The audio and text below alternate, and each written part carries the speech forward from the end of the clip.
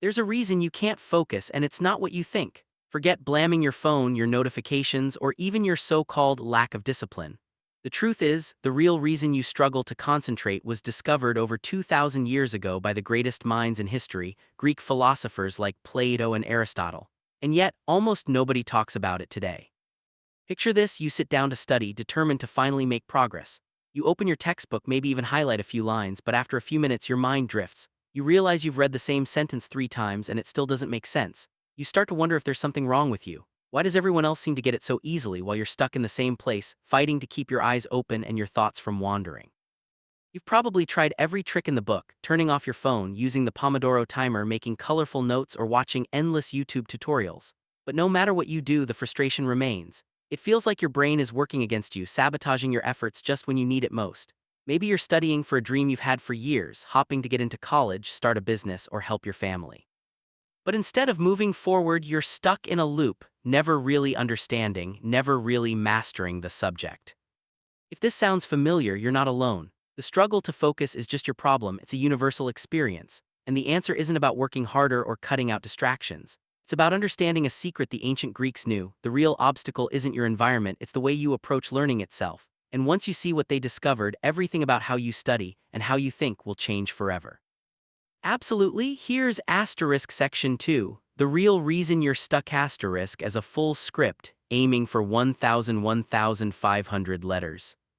Everyone tells you the same thing: if you want to focus, you need to eliminate distractions. Turn off your notifications, put your phone in another room, block social media, and set a timer. Maybe you've even tried all of these, hoping that one of them would finally unlock your ability to concentrate. But after all the effort, you're still left staring at the page, feeling like you're just going through the motions. The advice sounds logical, but it never seems to work for long. Why is that? The truth is, the problem goes much deeper than your environment. It's not about the noise around you, it's about the noise inside your head. You might be sitting in a perfectly quiet room, but your mind is racing with worries, doubts, and pressure.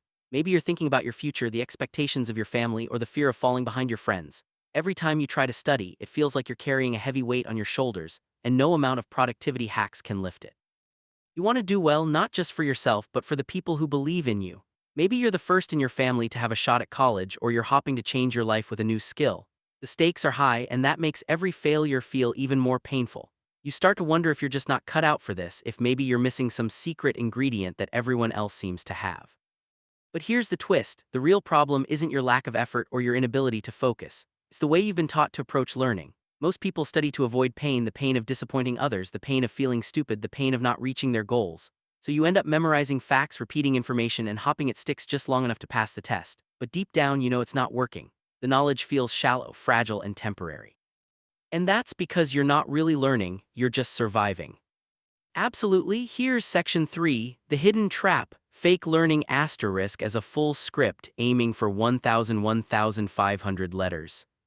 Let's look at what really happens when you sit down to study. You open your book, determined to finally get it right this time. Maybe you even make a plan: summaries, flashcards, hours of YouTube videos. You put in the time, you put in the effort, but when the test comes, your mind goes blank. Or worse, you remember just enough to scrape by, but a week later it's all gone. Why does this keep happening? This is the hidden trap almost everyone falls into: the illusion of learning. You see, most of us don't actually study to understand. We study to escape the discomfort of not knowing. The pressure to succeed, to not let anyone down, to avoid feeling like the dumb one in the group. It all pushes us to look for shortcuts. So we read the same sentence over and over, hoping it will finally make sense. We memorize formulas, copy answers, and rely on patterns instead of real comprehension. On the surface, it feels productive. You're busy, you're ticking off tasks, you're filling pages with notes, but underneath, nothing is really sticking.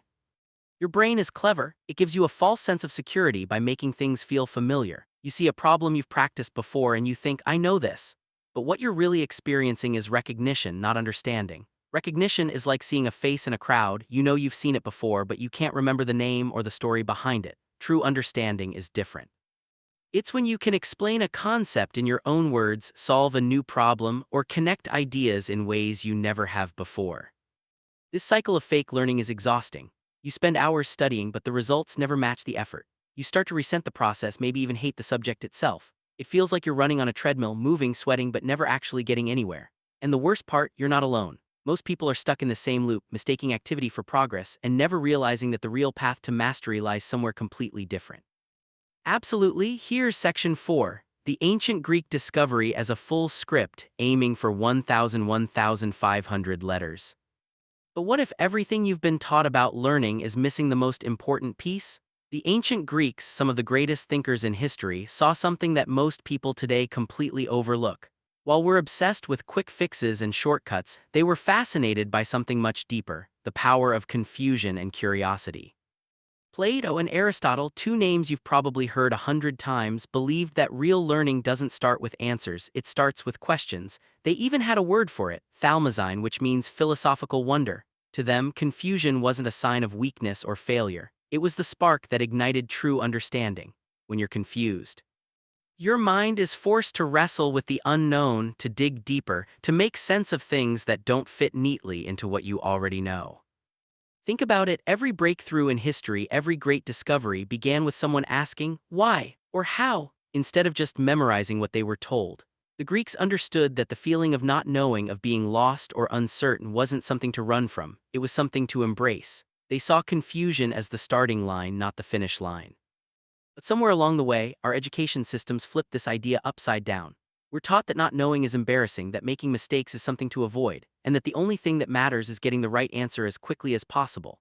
So we develop a habit of running from confusion, skipping over the hard parts, and settling for shallow understanding. We treat learning like a race when in reality it's more like an investigation, a journey into the unknown. What the Greeks discovered is now being confirmed by modern science. Neuroscientists have found that when you allow yourself to sit with confusion, your brain actually works harder to build new connections. It's in those moments of uncertainty that real growth happens, but most people never give themselves the chance. They're too busy trying to avoid the discomfort, never realizing that it's the key to unlocking their true potential. And that's the secret the ancient philosophers tried to share with the world, a secret that could change the way you learn forever. Absolutely, here's section 5, the turning point, embracing confusion as a full script aiming for 1,500 letters. Imagine what happens when you finally stop running from confusion and start leaning into it. That's exactly what changed everything for Henry. After months of frustration, he stumbled across a line from Plato that flipped his entire approach to learning. Instead of seeing confusion as a sign of failure, he began to treat it as a signal that he was on the verge of real understanding. The next time he opened his chemistry book, he didn't rush to memorize formulas or skim through explanations. He stared at the equations that always tripped him up and, for the first time, let himself sit with the discomfort. First, it was almost unbearable. His brain screamed for a quick answer, for the relief of clarity. But Henry resisted the urge to move on. He started asking questions, not just how do I solve this, but why does it work this way? He wondered what was really happening at the molecular level, why certain reactions reached equilibrium, and what those mysterious double arrows actually meant. Instead of copying diagrams, he tried to draw his own, piecing together the logic behind the chaos.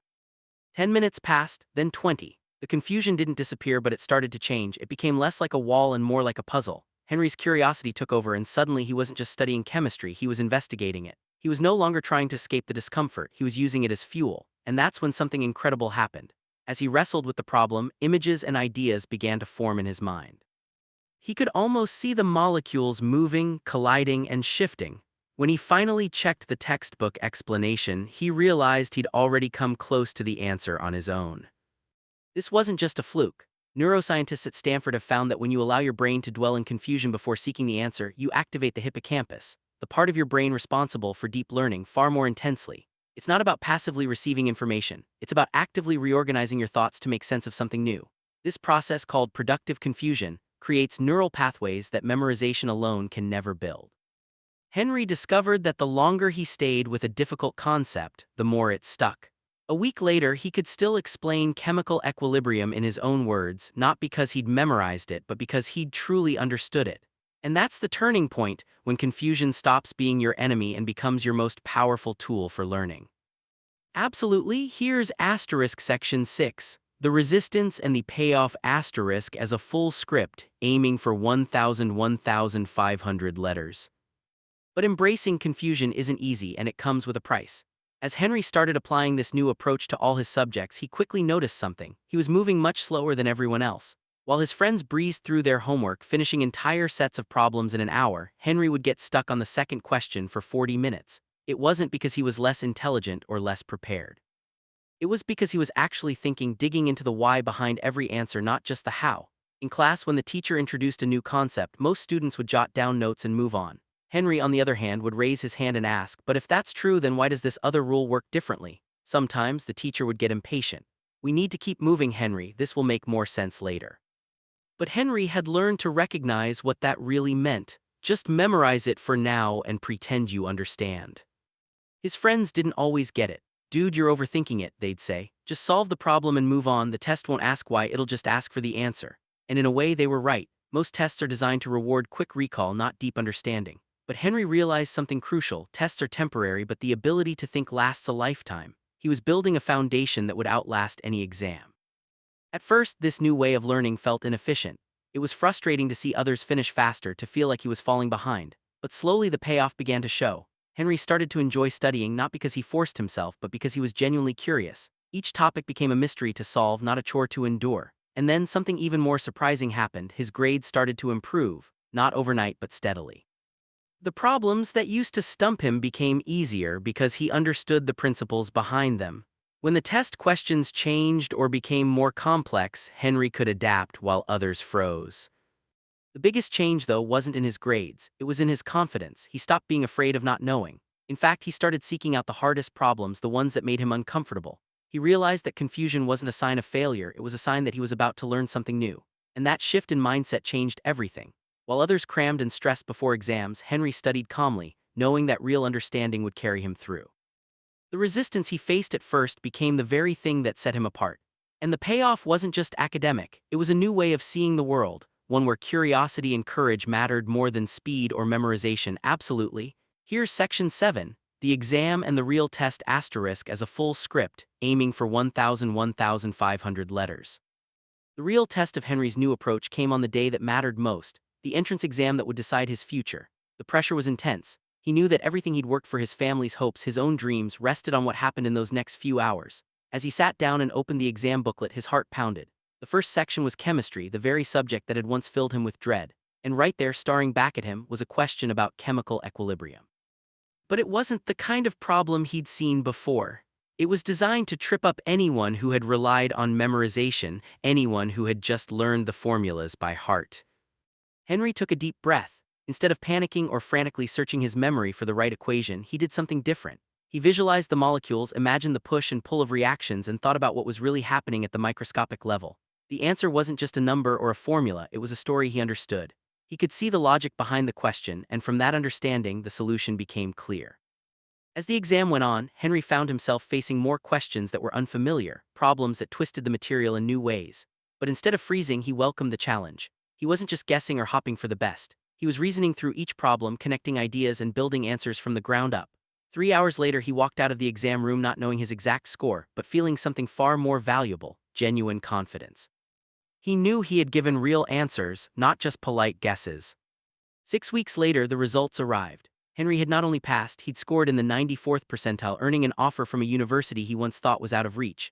But the real surprise came when he started college. He quickly realized that most of his classmates were still stuck in the old cycle, memorizing, cramming, and pretending to understand. While they pulled all-nighters and stressed over every test, Henry studied with calm focus. He wasn't smarter than them, he had just learned how to learn. He no longer ran from confusion. He let it challenge him, knowing that every moment of uncertainty was a step toward real mastery, and that more than any grade or acceptance letter was the true victory. Absolutely. Here's asterisk section 8, the lesson: curiosity over focus asterisk as a full script, aiming for 1,500 letters. So what did Henry finally understand? And what did the Greek philosophers try to teach us all those centuries ago? The truth is, you don't have a focus problem, you have a curiosity problem. Focus isn't something you force with sheer willpower or endless productivity hacks. It's something that happens naturally when you're genuinely interested in what you're learning. And that spark of interest doesn't come from reading pre-made summaries or memorizing formulas just to pass a test. It comes from allowing yourself to be confused, to sit with the unknown long enough for your brain to start asking real questions.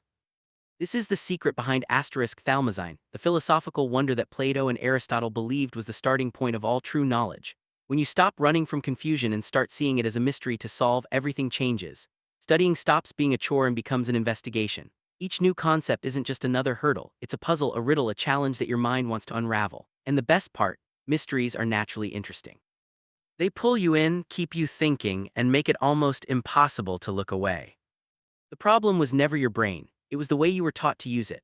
Most people are trained to avoid confusion, to seek quick answers, and to move on as fast as possible. But that's not how real understanding works. The people who seem naturally smart aren't born with some magical ability, they just never lost their childlike curiosity. They're willing to slow down, to ask why instead of just how, and to let themselves be fascinated by the unknown. If you want to change the way you learn, you have to change the way you think about confusion. Instead of seeing it as a sign of failure, see it as a sign that you're on the edge of discovery. Let yourself dwell in that uncomfortable space and trust that your brain is working behind the scenes to make sense of it all. It might feel slow at first. You might see others racing ahead, finishing books or assignments faster than you. But 6 months from now, when they're struggling to remember what they read, you'll be building on a foundation of real understanding. That's the power of curiosity over focus. And it's a lesson that can transform not just your grades, but your entire approach to life and learning. Absolutely. Here's asterisk section 9, call to action and closing asterisk as a full script, aiming for 1,500 letters. Now the real question is, are you ready to try this for yourself? Because everything you've heard so far isn't just theory or ancient wisdom. It's a challenge you can take on right now, starting with the very next thing you study. The next time you open a book, watch a lecture, or tackle a tough problem, don't ask yourself, how do I get through this as quickly as possible? Instead, pause and ask, why does it work this way? Let yourself feel that spark of curiosity, even if it means sitting with confusion a little longer than you're used to. That discomfort isn't a sign you're failing, it's a sign you're about to learn something that will actually stick. Think about the subjects you've always hated or the topics that have always seemed impossible. What if you approach them not as chores to be endured, but as mysteries to be solved? What if you let your questions lead the way instead of your fear of not knowing the answer? The truth is, every great thinker, every innovator, every person who's ever changed the world started with a question they couldn't shake. They let their curiosity pull them forward, even when the path was unclear. So here's your invitation. Pick one subject this week that you usually avoid. Instead of rushing through it, slow down and let yourself wonder. Write down the questions that come to mind, no matter how simple or strange they seem. Share your experience in the comments. What concept are you going to investigate with real curiosity? What's the one thing you've always wanted to understand but never gave yourself the time to explore? If this video helped you see learning in a new light, make sure to subscribe and turn on notifications so you don't miss what's coming next. And if you know someone who's struggling with focus or feeling stuck, share this with them. You never know whose life you might change just by passing on a new way of thinking. Remember, confusion isn't your enemy, it's your fuel. The next time you feel lost or overwhelmed, don't run from it. Sit with it, let it challenge you, because on the other side of that confusion is the kind of understanding that lasts a lifetime. The ancient Greeks were right, focus isn't about brute force or endless discipline. It's about fascination, curiosity, and the courage to ask questions no one else is asking. And that's a secret you can start using today. Thank you for watching, and until next time, keep questioning, keep wondering, and never stop learning.